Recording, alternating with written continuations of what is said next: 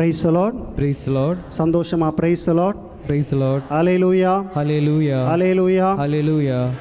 முதலாவது இப்படி ஒரு ஏற்பாட்டை செய்ததற்காக கடவுளுக்கு நாம் நன்றி செலுத்துவோம். தூய ஆவியானவருடைய வருகைக்காக தயாரிக்கின்ற இந்த நாட்கள், ஆகவே கடவுள் நமக்கு கொடுத்த அரிய ஒரு வாய்ப்பு. ஆகவே இதை நாம் சரியாக கொள்வோம். இன்றைய தலைப்பு நுண்மதி. நுண்மதி அப்படின்னா ஒன்றுமே புரியாமல் இருக்குது இல்லையா? நுண்மதி. மதினா நமக்கு தெரியும், அறிவு. நுண்மதி அப்படின்னா இங்கிலீஷில் போய் அதை பார்க்கும் பொழுது ஸ்பிரிட் ஆஃப் நாலேஜ் அப்படின்னு இருக்குது. அப்போது ஆவிக்குரிய அறிவு இல்லை, ஆவிக்குரிய அறிவு தான் இந்த நுண்மதி. முன்னுரையில் ஃபாதர் சொன்னது மாதிரி எது சரி எது தவறு அப்படின்னு தேர்ந்து தெளிகிற அந்த விமரிசை, அதுதான் நுண்மதி. ஒரு சிலர் பாருங்கள், நல்லா படிச்சிருப்பாங்க, பின்னாடி அவங்க டிகிரி நிறைய போட்டிருப்பாங்க, எம்ஏ பிஹெச்டி அது இதுன்னெலாம் படிச்சிருப்பாங்க. ஆனால் ஒரு சாதாரண ஒரு கேள்வி கேட்டால் அவங்களுக்கு பதில் சொல்ல தெரியாது. வாழ்க்கையில் குடும்பத்தில் ஒரு இக்கட்டான சூழ்நிலையில் ஒரு முடிவு எடுக்கணும் அப்படின்னா அவங்களுக்கு தெரியாது. ஏட்டு சுரக்காய் கறிக்கு உதவாது, சும்மா படிச்சுக்கலாம். ஆனால் அந்த நுண்மதி, அந்த ஸ்பிரிட் ஆஃப் நாலேஜ், அந்த ஆவிக்குரிய அறிவு இருக்கும் பொழுது தான் எது சரி எது தவறு அப்படிங்கிறத நாம் தேர்ந்து தெளிய முடியும். அதற்கு தூய ஆவியானவருடைய அருள் நமக்கு தேவை. Price the Lord. இந்த ஆவிக்குரிய அறிவு இல்லாமல் போனதுனால தான் முதலில் பாவம் இந்த உலகத்திலே நுழைந்தது. மறந்துடக்கூடாது. தொடக்க நூல் 3வது அதிகாரம் 3வது வசனம். தொடக்க நூல் 3வது அதிகாரம் 3வது வசனம். ஆனால் தோட்டத்தின் நடுவில் உள்ள மரத்தின் கனியை மட்டும் நீங்கள் உண்ணக்கூடாது, அதை தொடவும் கூடாது, மீறினால் நீங்கள் சாவீர்கள் என்று கடவுள் சொன்னார். இல்லை, எல்லா மரத்தின் கனியை உண்ணலாம், ஆனால் ஒரு மரத்தினுடைய கனியை மட்டும் நீங்கள் உண்ணக்கூடாது, அதை தொடவும் கூடாது, மீறி உண்டால் என்னாகும்? நீங்கள் சாவீர்கள். இது கடவுளுடைய வார்த்தை. அடுத்த வசனம் படிங்க. பாம்பு பெண்ணிடம் நீங்கள் சாகவே மாட்டீர்கள். போதும். கடவுள் தருகிற அறிவு பாருங்க. நீங்கள் இந்த மரத்தினுடைய கனியை சாப்பிட்டா சாவீர்கள், இந்த பாவமான வழியில் நீ போனால் உனக்கு ஆபத்து உண்டு, நீங்கள் கண்டிப்பாக சாவீர்கள். ஆனால் பாம்பு சொல்லுது, சாத்தான் சொல்கிறான், நீங்கள் அதை சாப்பிட்டா சாகவே மாட்டீர்கள். அது என்ன மரம்? நன்மை தீமை அறிகின்ற மரம். இல்லை, நான் கடவுளைப் போல ஆவேன் என்று நினைக்கின்ற ஒரு மரம், நன்மை தீமை அறிகின்ற ஒரு மரம். அது கடவுள்தான் நமக்கு அந்த அறிவை தர வேண்டும். நன்மை எது தீமை எது என்று நானே அதை முடிவெடுத்து கொள்ளக்கூடாது. அதான் இங்கே கடவுள் சொல்கிற முக்கியமான செய்தி. ஏன் அந்த மரத்தினுடைய கனி நீங்கள் சாப்பிடக்கூடாது அப்படின்னு கடவுள் சொல்கிறாருன்னா, இந்த நன்மை எது தீமை எது என்று நிர்ணயிப்பவன் நான். காரணம், நான் தான் உங்களை படைத்தேன், நான் தான் இந்த உலகத்தை படைத்தேன். இன்றைக்கி ஒரு சிலர் சொல்லுவாங்கள்ல, என் மனசுக்கு பட்டதை நான் செய்கிறேன் ஃபாதர், அது சரியா? இல்லை, கடவுள் என்ன சொல்கிறாரோ அதன்படி நான் செய்யணும். என் மனசுக்கு பட்டதெல்லாம் சரியாயிருமா அப்படின்னா இல்லை. என் மனசில் என்ன வேணாலும் படும், அதெல்லாம் சரியாயிருமா? இல்லை. இந்த சட்டங்கள் சொல்வதெல்லாம் சரியாயிருமா? ஒரு கட்டம் வரைக்கும் சரியாகும், அதுக்கப்புறம் சரி ஆகாது இல்லையா? இயேசு சட்டங்களையும் மீறி செல்லுகிறார். அன்பு தான் முக்கியம் அப்படிங்கிறது தான் இயேசு வலியுறுத்துகிறார். அப்போது இந்த சரியான அறிவு இல்லாமல் போனதால் நம்முடைய ஆதி பெற்றோர் ஆதாம் ஏவாள் பாவம் செய்தார்கள். இந்த சரியான அறிவு நமக்கு கிடைக்கிற பொழுது நாம் பாவம் செய்ய மாட்டோம். Price the Lord. இந்த சரியான அறிவை தருபவர், இந்த ஆவிக்குரிய அறிவை தருபவர் யாருன்னா பரிசுத்த ஆவியானவர். அதனால் இன்றைய திருப்பலியில் நாம் இந்த ஒரு அறிவுக்காக நாம் ஜெபிக்கணும். ஆண்டவரே, இந்த உலக அறிவெல்லாம் எனக்கு இருக்குது, என்னுடைய எக்ஸ்பீரியன்ஸில் வர இந்த அனுபவ அறிவெல்லாம் எனக்கு இருக்குது, ஆனால் இந்த ஆவிக்குரிய அறிவு எனக்கு தாங்க ஆண்டவரே. உலக அறிவை வச்சு என்னால் ஒன்றும் செய்ய முடியாது. நாள் பார்த்து, நேரம் பார்த்து, இல்லை எல்லா பொருத்தமும் பார்த்து கல்யாணம் பண்ணுறாங்க. ஆனால் இன்றைக்கி டைவர்ஸ் கேஸு நிறைய நடக்குது. காணாவூர் திருமணத்தில் ஒரு கணக்கு போட்டாங்க இல்லையா, இத்தனை பேருக்கு திராட்சை ரசம் வைக்கலாம் அப்படின்னு. ஆனால் அவங்களுடைய கணக்கு தப்பாக போச்சு. நம்ம போடுற கணக்கெல்லாம் ஒரு சில நேரத்தில் தப்பாக போகிறதுக்கு வாய்ப்புகள் உண்டு. ஆனால் இயேசு அந்த காணாவூரில் வந்தப்போ தான் அந்த கணக்கையெல்லாம் சரி பண்ணுறார். Price the Lord. கடவுள் நம்மில் செயல்படுகிற பொழுது நாம் தப்பாக போட்டால் கூட அந்த கணக்கையெல்லாம் அவர் சரி செய்வார். அப்போது இந்த ஆவிக்குரிய அறிவு நமக்கு தேவை. அதுதான் நுண்மதி என்பது. இது சாதாரணமாக எல்லாருக்கும் கிடையாது. நீ அதான் சொல்கிறேனே, நிறைய படிச்சிருக்கான், ஆனால் அவங்கக்கிட்ட ஒரு சாதாரண ஒரு கேள்விக்கு பதில் தெரியல. ரொம்ப யோசிக்கிறாங்க, என்ன முடிவெடுக்குன்னு தெரில ஃபாதர். ஒரு குழம்பிய மனநிலை. அந்த குழம்பிய மனநிலையில் தெளிவான ஒரு முடிவை தருகிறவர் தான் பரிசுத்த ஆவியானவர். ஆகவே இந்த பரிசுத்த ஆவியானவருடைய துணை நமக்கு எப்பொழுதுமே வேண்டும். பரிசுத்த ஆவியானவரிடத்தில் எப்பொழுதும் நாம் ஜெபிக்க வேண்டும். Price the Lord. இயேசு பரிசுத்த ஆவியால் நிறைந்திருந்தாரா? இயேசு பரிசுத்த ஆவியில் நிறைஞ்சிருந்தாரா? ஆமாம், யோசிக்கிறீங்க. இயேசு பரிசுத்த ஆவியில் நிறைஞ்சிருந்தார் இல்லையா? லூக்கா நற்செய்தி 4ஆம் அதிகாரம் 18-19. லூக்கா 4:18-19. ஆண்டவருடைய ஆவி என்மேல் உள்ளது. ஆண்டவருடைய ஆவி என்மேல் உள்ளது. இயேசு எசாயா அந்த புத்தகத்திலிருந்து எடுத்து சொல்றாரு, ஆண்டவருடைய ஆவி என்மேல் உள்ளது. பரிசுத்த ஆவியானவர் என்னோடு இருக்கிறார். அவருடைய அந்த பணி வாழ்க்கையினுடைய 3 ஆண்டு கால பணி வாழ்க்கையினுடைய சுருக்கம் அந்த 2 வசனத்தில் வந்துருச்சு. இதெல்லாம் நான் செய்ய போகிறேன். அதுக்கு ஃபஸ்ட்டு என்ன? ஆண்டவருடைய ஆவியானவர் என்மேல் இருக்கிறார், அவர் என்னிலிருந்து செயல்படுவார். வாசிங்க. ஏனெனில் அவர் எனக்கு அருள் பொழிவு செய்துள்ளார். ஏனெனில் அவர் என்னை அருள் பொழிவு செய்துள்ளார். ஏழைகளுக்கு நற்செய்தியை அறிவிக்கவும், சிறைப்பட்டோர் விடுதலை அடைவர், பார்வையற்றோர் பார்வை பெறுவர் என முழக்கமிடவும், ஒடுக்கப்பட்டோரை விடுதலை செய்து அனுப்பவும், ஆண்டவர் அருள் தரும் ஆண்டினை முழக்கமிட்டு அறிவிக்கவும் அவர் என்னை அனுப்பியுள்ளார். இந்த நற்செய்தியினுடைய சுருக்கம் இதை. இயேசு செய்ய போகிற அந்த பணி, 3 ஆண்டு கால பணியினுடைய சுருக்கம் இதுதான். அப்போ அதில் முதல்ல இயேசு என்ன சொல்கிறார்? ஆண்டவருடைய ஆவி என்மேல் உள்ளது. இந்த பரிசுத்த ஆவியானவர் என்னை இந்த பணிகளெல்லாம் செய்ய எனக்கு துணை நிற்கின்றார். அப்போ நம்ம கடவுளுடைய பணியை செய்கிற பொழுது குடும்ப வாழ்க்கையை நாம் நன்றாக வாழ்வதற்கு எல்லாம் கடவுளுடைய பரிசுத்த ஆவியானவருடைய அருள் துணை நமக்கு தேவைப்படுகிறது. இயேசு பரிசுத்த ஆவியால் நிறைந்திருந்தார். இயேசு திருமுழுக்கு பெற்ற பொழுது புறா வடிவிலே பரிசுத்த ஆவியானவர் வந்து நின்றார். இயேசு சோதிக்கப்படுவதற்கு பாலை நிலத்தில் அழைத்து செல்லப்படும். யாரால் அழைத்து செல்லப்பட்டார்? தூய ஆவியானவரால் அழைத்து செல்லப்பட்டார். இல்லை, எல்லா இடங்களிலும் பரிசுத்த ஆவியானவர் அவரோடு கூட இருந்தார். இயேசுவனுடைய அந்த வாழ்க்கையிலிருந்து அவர் எந்த அளவுக்கு அந்த நுண்மதி உடையவராக இருந்தார், பரிசுத்த ஆவியினால் நிரப்பப்பட்டவராக இருந்தார் என்று இயேசுவனுடைய அந்த வாழ்க்கையிலிருந்து, அவருடைய செயல்பாடுகளிலிருந்து நாம் நிறைய கற்றுக்கொள்ளலாம். இதை பற்றி நிறைய பேசலாம், ஒரு நாள் ஃபுல்லாக இதை பற்றி பேசலாம். அந்த அளவுக்கு விஷயங்கள் இருக்குது. அதில் முதலாவது மத்தேயு நற்செய்தி 9ஆவது அதிகாரம் 4ஆவது வசனத்திலிருந்து. மத்தேயு 9:4. அவர்களுடைய சிந்தனைகளை இயேசு அறிந்து. இது என்ன சிச்சுவேஷன் அப்படின்னா, முடக்குவாதமுற்ற ஒருவரை இயேசு குணப்படுத்துகின்றார். அங்கே நடக்கிற விஷயம். மத்தேயு 9:4.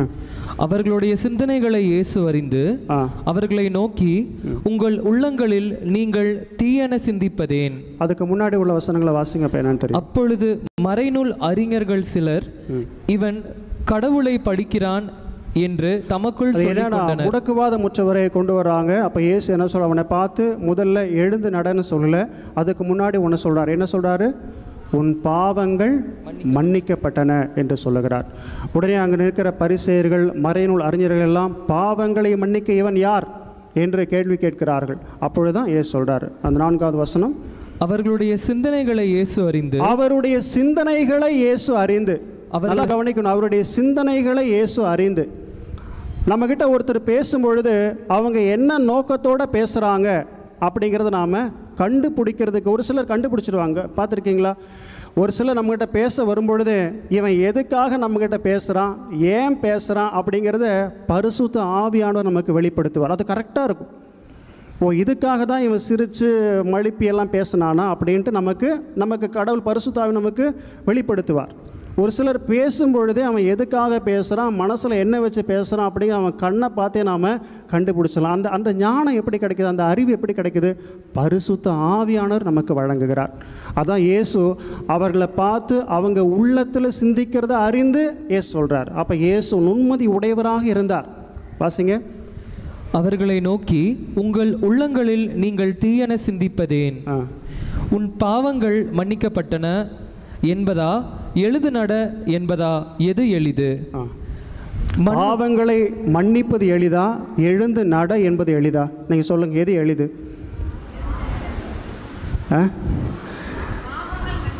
எழுந்து நட அப்படிங்கிறது எளிது, பாவங்களை மன்னிப்பது தான் கடினம். எழுந்து நட என்பது எளிது, பாவங்களை மன்னிப்பது தான் கடினம். ஆனால் இயேசு என்ன செய்கிறார்? ஃபஸ்ட்டு பாவங்களை மன்னிக்கிறார்.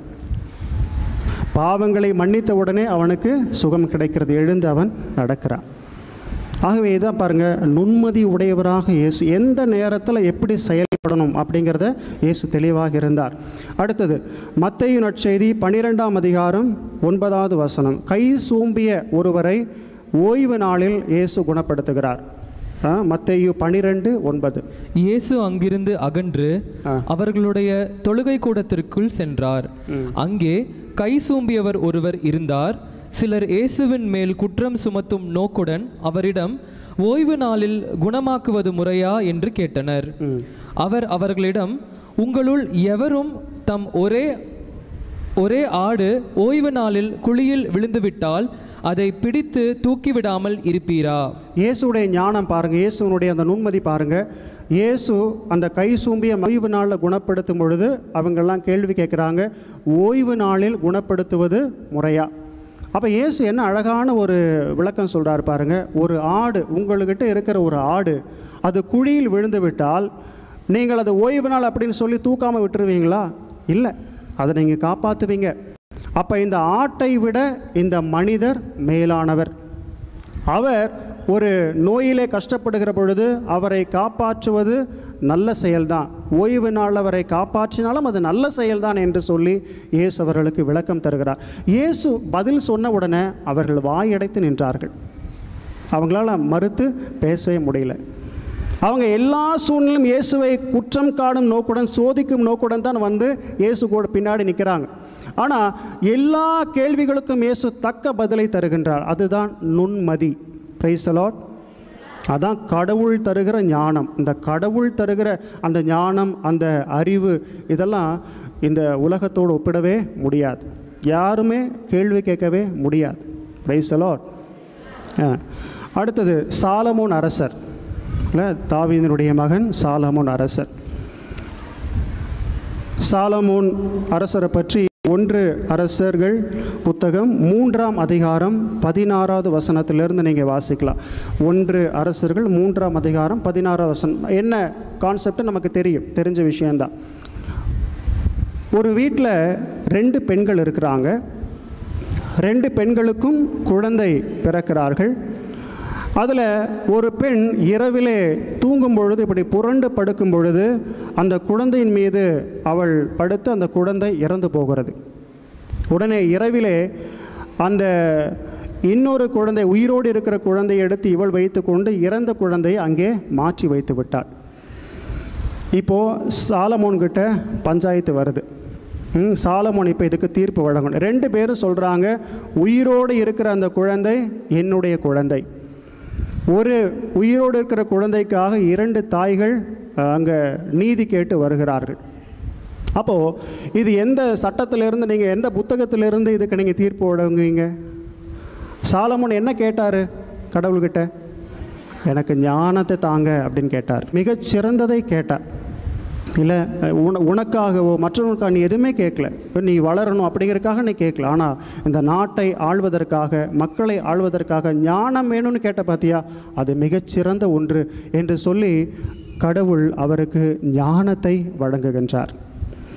அப்போது அந்த ஞானத்தோடு அவர் தீர்ப்பிடுகிறார். பாருங்கள், ரெண்டு தாய்மார்கள் ஒரு குழந்தைக்காக போராடுகிறாள். அப்போது அந்த சாலமோன் சொல்கிறாரு, அந்த குழந்தை எடுத்து வெட்டுங்க, வாளால் வெட்டி பாதியை கொடுத்துருங்க அப்படின்னு சொன்னோன்னா ஒரு தாய் அதுக்கு ஒப்புக்கொண்டாள். அதனுடைய உண்மையான தாய் என்ன சொன்னா? வேண்டாம் குழந்தையை வெட்டாதீங்க, அவங்ககிட்டே கொடுத்துருங்க.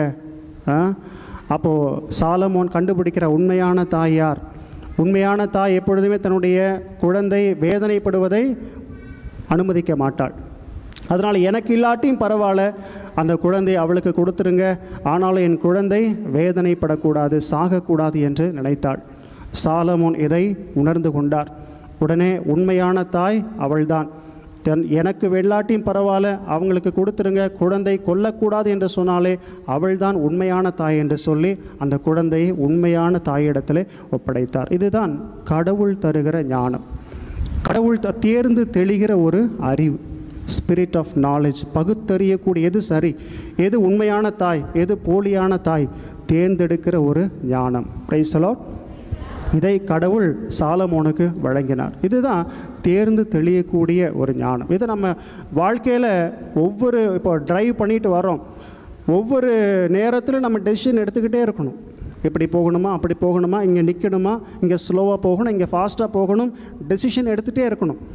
இல்லை, கரெக்டான டெசிஷன் எடுத்தால் தான் சரியாக ட்ரைவ் பண்ண முடியும். திடீர்னு குறுக்கால நாய் வரும், இல்லை திடீர்னு மனுஷங்க வருவாங்க, என்ன வேணால் திடீர்னு ஒரு குழந்தை ஓடி வரும். அப்போ எல்லா நேரத்திலும் தயாராக நாம் இருக்கணும் ஒரு ட்ரைவ் பண்ணும்போது. அப்படி அதை தேர்ந்து தெளிகிற அந்த ஞானத்தை பரிசுத்த ஆவியானவர் நமக்கு தருகிறார். இன்னும் சுவாரஸ்யமான ஒரு சம்பவம் விவிலியத்தில் இருக்குது. யோவான் நற்செய்தி 8ஆம் அதிகாரம், விபச்சாரத்தில் பிடிபட்ட பெண். யோவான் நற்செய்தி 8ஆம் அதிகாரம் 7ஆம் வசனம். விபச்சாரத்தில் பிடிபட்ட பெண்ணை கொண்டு வந்து நிறுத்துகிறாங்க பரிசேயர்கள் எல்லாரும்.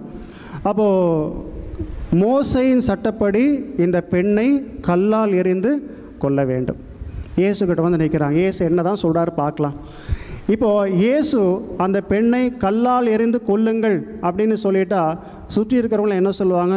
இவர் இரக்கமற்றவர், இல்லையா, இரக்கமில்லாதவர் அப்படின்னு சொல்லுவாங்க. அதே நேரத்தில் இவளை நீங்கள் கொல்லாதீங்க அப்படின்னு சொல்லிட்டா இவர் சட்டத்தை கடைப்பிடிக்கவில்லை, மோசேயின் சட்டத்தை கடைப்பிடிக்கவில்லை என்று சொல்லிவிடுவார் அப்படின்னு நினச்சாங்க. ஆனால் இயேசு பாருங்கள், நுண்மதியோடு செயல்படுகிறார். இயேசு என்ன சொன்னார்?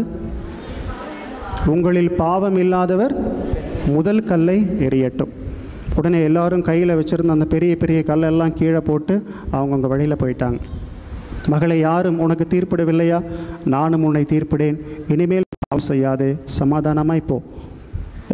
என்ன ஒரு ஜட்ஜ்மெண்ட் இல்லை, என்ன ஒரு தீர்ப்பு, நினச்சி பார்க்கவே முடியல. இன்னும் அந்த பகுதியை வாசிக்க அப்படியே புல்லரிக்கும். இயேசு எப்படி இந்த ஞானம் இல்லை? அதானே கேட்டாங்க, இந்த தச்சருடைய மகன் தானே இவருக்கு எங்கிருந்து வந்தது இந்த ஞானம் அப்படின்ட்டு அவங்கெல்லாம் கேட்டு புல்லரித்து போய் நின்னாங்க. இயேசு அந்த வசனமெல்லாம் சொல்லிட்டு, ஆண்டவருடைய ஆவி என்மேல் உள்ளது, ஏழைக்கு நற்செய்தி அறிவிக்க நான் வந்திருக்கிறேன் எல்லாம் சொல்லி முடிக்கும் பொழுது, இது இன்று நிறைவேறிற்று அப்படின்னு சொன்னார் பாருங்கள். அப்போ அவங்களால தாங்க முடியல. உடனே எல்லாம் கல் எடுத்து அவரை எரிய போகிறாங்க, மலை உச்சியிலிருந்து கீழே தள்ளி விட போகிறாங்க. இயேசு அங்கிருந்து நழுவி சென்று விட்டார். அப்போ அவங்களால ஜீரணிக்க முடியல. இந்த சாதாரண மனுஷன் நம்ம கூட தானே இருந்தான், தச்சனுடைய மகன் தானே, இவனுக்கு எப்படி இவ்வளோ பெரிய ஞானம் அப்படின்னு சொல்லி அவங்களால் அதை தாங்க முடியல. Price the Lord.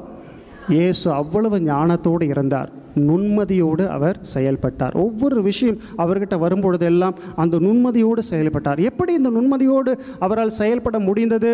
பரிசுத்த ஆவியானவர் அவரோடு கூட இருந்தார். Praise the Lord, praise the Lord. லூக்கா நற்செய்தி 22வது அதிகாரம் 42வது வசனம். லூக்கா 22:42. தந்தையே உமக்கு விருப்பமானால் இத்துன்ப கிண்ணத்தை என்னிடமிருந்து அகற்றும். ஆனாலும் என் விருப்பப்படி அல்ல உம் விருப்பப்படியே நிகழட்டும் என்று கூறினார். என்றார். பாருங்க, இது ஒரு வகையான நுண்மதி. ஒரு இக்கட்டான சூழ்நிலை, துன்பத்தை நான் ஏற்கப் போகிறேன். இந்த துன்பத்தை ஏற்கணும், எனக்கு ரொம்ப கஷ்டமாக தான் இருக்குது. இந்த துன்ப கிண்ணத்தை பருக எனக்கு கஷ்டமாக தான் இருக்குது. ஆனாலும் ஒரு முடிவெடுக்கிறார். ஆனாலும் தந்தையே, என் விருப்பப்படி அல்ல, உம் விருப்பப்படி எது நிகழட்டும். இதுதான் இயேசுனுடைய முன்மதி. நமக்கு நல்லது நடக்கும் பொழுதெல்லாம் நாம் பிரைஸ் தி லார்ட், அல்லேலூயா சத்தமாக சொல்லுவோம். நம்ம வாழ்க்கையில் பிரச்சனை வந்த உடனே அந்த அக்காவை காணோம். அங்கே இல்லாட்டி முன்னாடி உட்கார்ந்துட்டுருக்கோம் அந்த அக்கா. வீடு கட்டுற வரைக்கும் நவநாள் வச்சு அந்த அக்கா சுதிச்சுக்கிட்டே இருக்கும். வீடு கட்டி முடிச்சதுக்கப்புறம் அந்த அக்காவை காணோம். வேலை முடிச்சதில்லை இல்லை, நல்ல ஆசீர்வாதம் வந்துச்சு. பையன் ஃபாரின் போனால் நல்லா இருந்தான். அக்கா முன்னாடி உட்காந்து நல்லா பிரைஸ் தி லார்ட், அல்லேலூயா. வீட்டில் ஒரு நோய் வந்துருச்சு, ஒரு ஆக்சிடென்ட் நடந்துருச்சு, அக்காவை காணோம். என்ன கடவுள், நான் எவ்வளோ கடவுளை கும்பிட்டேன் தெரியுமா, என் நேரத்தையெல்லாம் சர்ச்சில் தான் செலவிட்டேன் தெரியுமா, என்ன பிரயோஜனம்? நுண்மதி இல்லை, சரியான அறிவு இல்லை, கடவுளை பற்றிய சரியான அறிவு இல்லை. அதைத்தான் ஓசையா புத்தகத்தில் கடவுள் சொல்கிறார். ஓசையா 4:6 அருமையான வசனம். ஓசையா 4:6.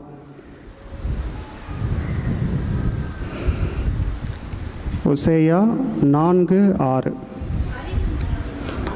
அறிவின்மையால் என் மக்கள் அழிகின்றார்கள். போதும், அறிவின்மையால் என் மக்கள் அழிகின்றார்கள். அங்கே முதல் வீழ்ச்சி நடந்தது சரியான அறிவு இல்லாமல். இப்போது கடவுள் சொல்கிறாரு, அறிவின்மையால் என் மக்கள் அழிகின்றார்கள். என்னை பற்றிய சரியான புரிதல் அவர்களுக்கு இல்லை. இந்த விவிலியத்தை பற்றின சரியான புரிதல் உங்களுக்கு இல்லை. திருப்பலியை பற்றி சரியான புரிதல் உங்களுக்கு இல்லை. சரியான அறிவு இல்லை. உலகம் சொல்லித் தருவதையெல்லாம் பெரிதாக நாம் பார்க்கிறோம். இந்த கடவுள் சொல்வதையெல்லாம் துச்சமாக கருதுகிறோம். ஆகவே தான் நமக்கு அழிவு ஏற்படுகிறது. கடவுள் சொல்கிறார், அறிவின்மையால் என் மக்கள் அழிகிறார்கள். Price the Lord. அந்த சரியான அறிவு, இந்த கடவுளை பற்றிய சரியான அறிவு ஒருவருக்கு வருகிற பொழுது என்னதான் பிரச்சனை வந்தாலும் அவர் கடவுளை விட்டு பிரியவே மாட்டார். வாசிச்சு பாருங்களேன், 2 கொரிந்தியர் 11ஆம் அதிகாரத்தில் பவுலடியார் துன்பப்பட்டதை சொல்கிறார். பவுலடியார் எவ்வளவு பெரிய ஒரு கடவுளுடைய மகனாக இருந்தார், நற்செய்தி பணி ஆற்றக்கூடியவராக இருந்தார், வல்லமையோடு. அவர் சொல்கிறார், திருத்தூதர்களை விட நான் தான் அதிகமாக உழைத்திருக்கிறேன், பாடுபட்டிருக்கேன் அப்படி சொல்கிறார். அவருடைய பாடுகள் எல்லாம் சொல்கிறார். 2 கொரிந்தியர் 11ஆம் அதிகாரம் வாசிங்க. 2 கொரிந்தியர் 11:24 5 முறை யூதர்கள் என்னை சாட்டையால் 1 குறைய 40 அடி அடித்தார்கள். 3 முறை தடியால் அடிபட்டேன். 1 முறை கல்லெறிபட்டேன். 3 முறை கப்பல் சிதைவில் சிக்கினேன். ஓர் இரவும் பகலும் ஆழ்கடலில் அல்லலுற்றேன்.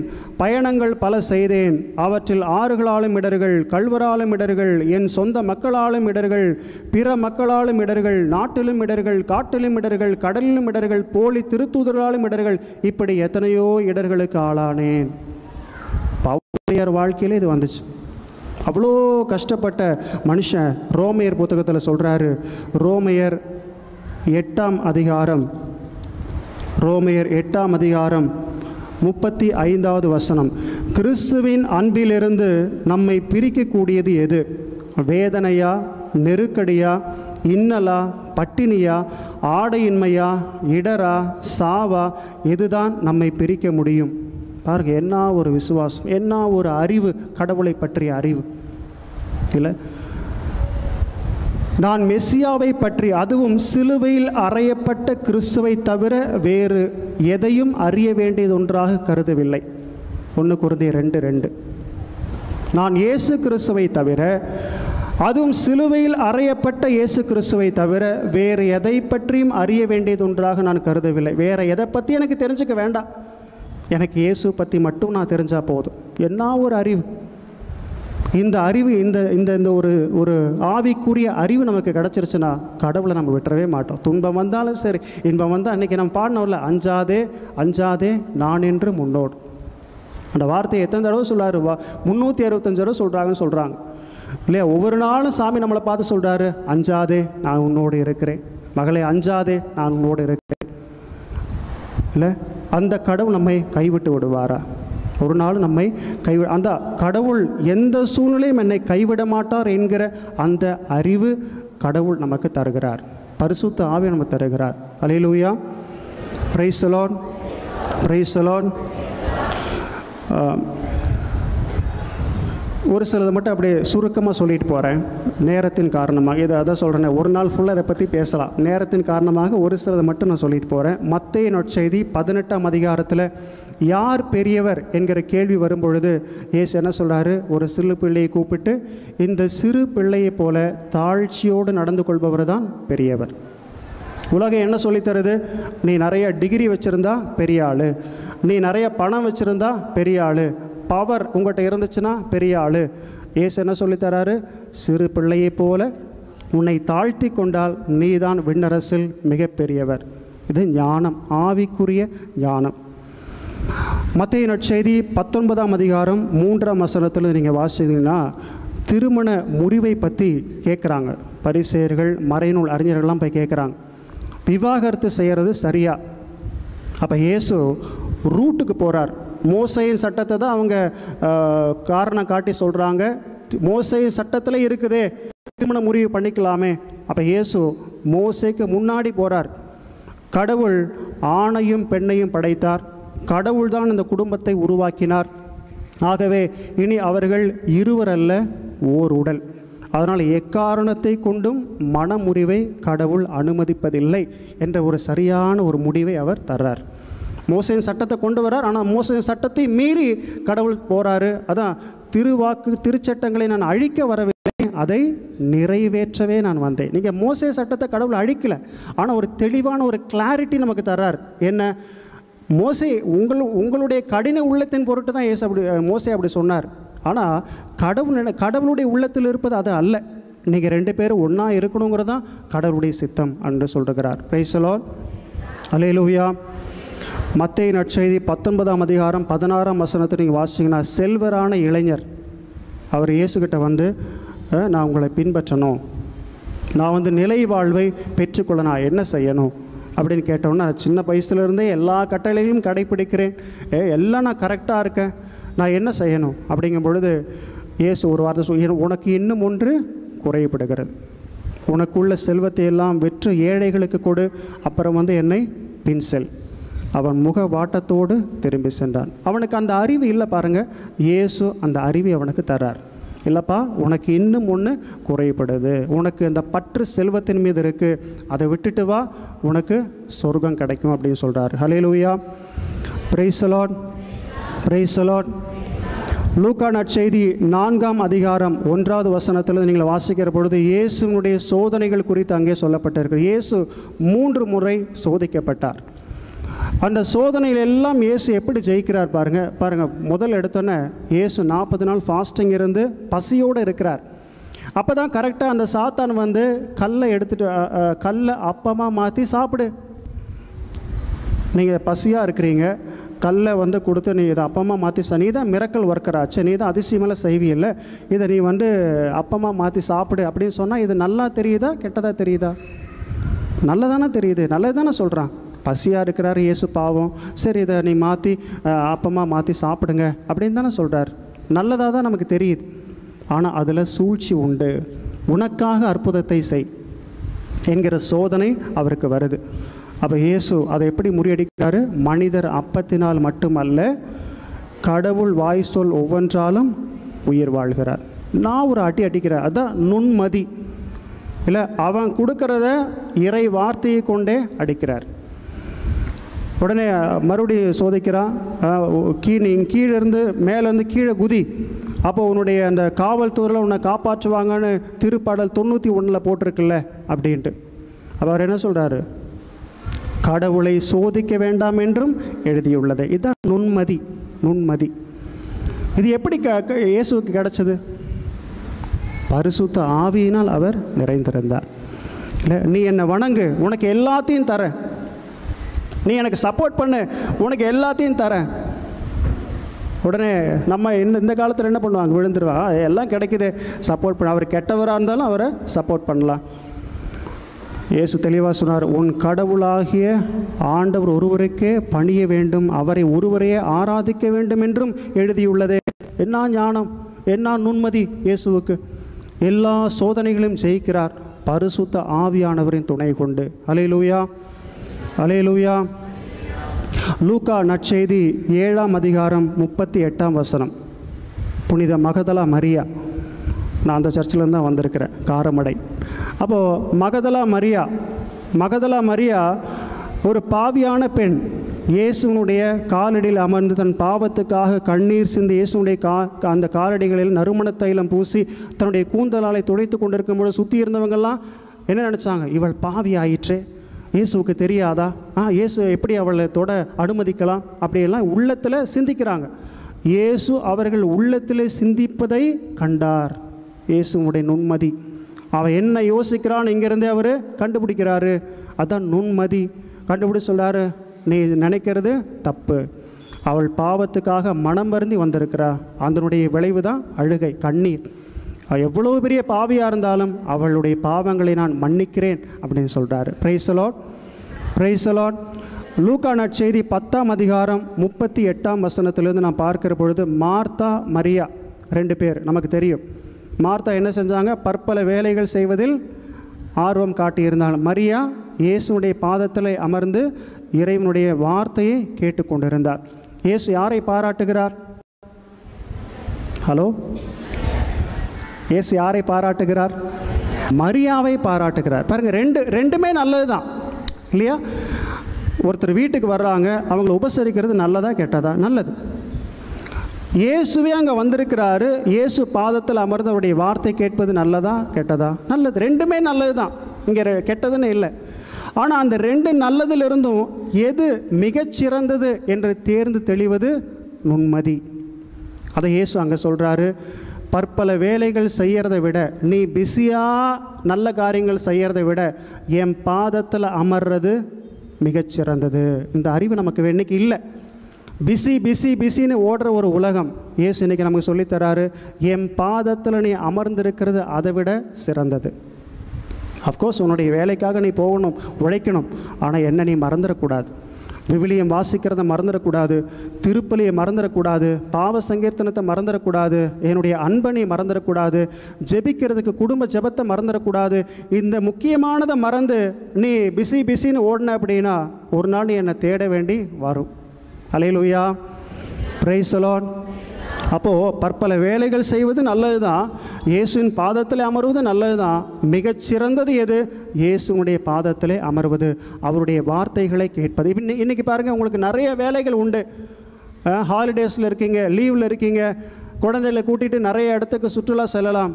ஆனால் நீங்கள் தேர்ந்தெடுத்து என்ன? இன்றைக்கி நான் ஆலயத்துக்கு வரணும், இன்றைக்கி நான் ஆண்டவருடைய வார்த்தையை கேட்கணும், நல்லா ஆராதிக்கணும், ஜெபிக்கணும், ஆண்டவருடைய ஆசிரியை பெறணும். கடவுள் சொல்கிறாரு, நீங்கள் பேறு பெற்றவர்கள். அல்லேலூயா. நீங்கள் மிக சரியானதை தேர்ந்தெடுத்திருக்கிறீர்கள், நுண்மதியோடு செயல்பட்டிருக்கிறீர்கள், பரிசுத்த ஆவியானவர் உங்களோடு இருக்கிறார். அல்லேலூயா, அல்லேலூயா. லூக்கா நற்செய்தி 12ஆம் அதிகாரம் 13ஆம் வசனத்திலிருந்து வாசிக்கிற பொழுது, அறிவற்ற செல்வன் உவமை. அவன் தனக்குன்னு எல்லாத்தையும் சேர்த்து வச்சான். தன் மனசில் சொல்லிக்கிட்டான், நான் இருக்கிற அந்த குடோனை இடித்து இன்னும் பெருசாக கட்டுவேன், இன்னும் நிறையா சேர்த்து வைப்பேன். செல்வத்தின் மீது அதிக பற்று. அவள் கடவுள் சொல்கிறாரு, இன்றைக்கி நைட்டே நீ செத்து போயிட்டா என்னடா செய்வ? இதெல்லாம் வச்சு நீ என்ன செய்வ? ஒரு ஹார்ட் அட்டாக் வந்துருச்சு, என்னடா செய்வ? யோசிக்கிறான். இல்லை, கடவுள் முன் செல்வம் இல்லாதவனாக தலைகுனிந்து நின்றான். இதுதான் நுண்மதி. அவனுக்கு நுண்மதி இல்லை. செல்வம் தான் பெருசு நினச்சான், கடவுள் பெருசு நினைக்கல, நுண்மதி இல்லாமல் போச்சு. யாரெல்லாம் கடவுள் தான் எனக்கு பெருசு, எல்லாத்தையும் விட கடவுளுக்கு தான் நான் முதலிடம் கொடுப்பேன் என்று நினைக்கிறீர்களோ, நீங்கள் நுண்மதியோடு இருக்கிறீர்கள் என்ற அர்த்தம். அல்லேலூயா. லூக்கா நற்செய்தி 16:19 லாசரும் அந்த செல்வரும் என்ற அந்த உவமை அழகாக சொல்கிறார். அந்த செல்வர்கிட்ட நிறைய பணம் இருந்துச்சு. லாசர் ஏழை, அங்கே வழியோரம் அப்படி உட்காண்ட்டுருந்தான். அவன் அந்த செல்வன் எந்த தீமையும் செய்யலை இல்லை, அவன் போகிறான் வர்றான் எல்லாம் செய்கிறான். ஆனால் அந்த ஏழை லாசரை கண்டுகொள்ளவில்லை. அதுதான் அவன் செய்த பாவம். இறுதியில் என்ன ஆச்சு? அந்த செல்வர் நரகத்துக்கு சென்றான். லாசர் ஆபிரகாமின் மடியிலே சொர்க்கத்தில் இருந்தார் என்று வசனம் சொல்லுகிறது. இயேசுவே வாயார சொர்க்கம் உண்டு நரகம் உண்டுன்னு இயேசுவே சொல்கிறார். அப்போ இதுதான் நுண்மதி. இந்த உலகத்தில் ஒருத்தரை பார்த்து நம்ம ஈஸியாக ஜட்ஜ் பண்ணிடக்கூடாது. கடவுள் அவரை எப்படி பார்க்குறாரு, கடவுள் இந்த சூழ்நிலை எப்படி பார்க்குறாரு, கடவுள் இந்த சூழ்நிலை எப்படி செயல்பட்டு, இப்படி கடவுள் இதை நினச்சிருந்தா எப்படி இதை செஞ்சிருப்பார் அப்படின்னு கடவுளுடைய சிந்தனையோடு நாம் ஒப்பிட்டு ஒவ்வொன்றையும் சிந்திப்பதும் செயல்படுத்துவதும் தான் நுண்மதி. அல்லேலூயா. இறுதியாக லூக்கா நற்செய்தி 21ஆம் அதிகாரம் 2-3 வசனங்கள். கோவிலில் நிறைய பேர் காணிக்கை போட்டுட்டு இருந்தாங்க. ஒரு ஏழை கைம்பெண் இருந்தாள், விதவை. அவளும் 2 காசு போட்டாள். இயேசு பார்க்குறாரு, எல்லாரையும் விட அந்த 2 காசு போட்ட ஏழை கைம்பெண் தான் அதிகமாக காணிக்கை போட்டிருக்கிறான்னு சொல்கிறாங்க. இது என்னன்னு சொல்கிறது? உலகத்தின் பார்வையில் பார்க்கும் பொழுது தவறு. ஆனால் ஆவிக்குரிய பார்வையில், இயேசுனுடைய பார்வையில் அதுதான் சரி. ஏன்னா அவள் தனக்கு இருந்ததை எல்லாம் போட்டு விட்டாள். மற்றவங்கெல்லாம் இருக்கிறதுலேருந்து போட்டாங்க, அவள் இருப்பதையெல்லாம் ஆண்டவருக்காக போட்டு விட்டாள். அதுதான் மிகச்சிறந்த காணிக்கை என்று இயேசு சொல்லுகிறார். ஆக இந்த உலகத்தினுடைய ஞானம் வேறு, கடவுளுடைய அந்த ஞானம் வேறு. உலகம் சொல்லித்தரது எது, கடவுள் சொல்லித்தரது எது என்று கண்டுபிடித்து கடவுள் சொல்லித்தருவதை வாழ்க்கையில் கடைப்பிடிப்பது தான் நுண்மதி. அல்லேலூயா. இறுதியாக ஒரே ஒரு இன்சிடெண்ட். ஒரு பையன் இருந்தான், வேலைக்காக வேறு ஊருக்கு போய் அங்கே ஸ்டே பண்ணியிருந்தான். இப்போ அவங்க கூட ஃப்ரெண்ட்ஸ் எல்லாம் நிறைய பேர் இருந்தாங்க. அவன் வேலைக்கு போகும்பொழுதெல்லாம் அந்த ஃப்ரெண்ட்ஸ் எல்லாம் நிறைய தீய பழக்கங்கள் எல்லாம் உடையவர்கள் எல்லாம் செய்வாங்க அந்த ரூமில். ஆனால் இவன் மட்டும் எதுவுமே செய்ய மாட்டான். இவன் நல்ல பையனாக இருந்தான். எல்லோரும் அவனை கேலி பண்ணுவாங்க, கிண்டல் பண்ணுவாங்க.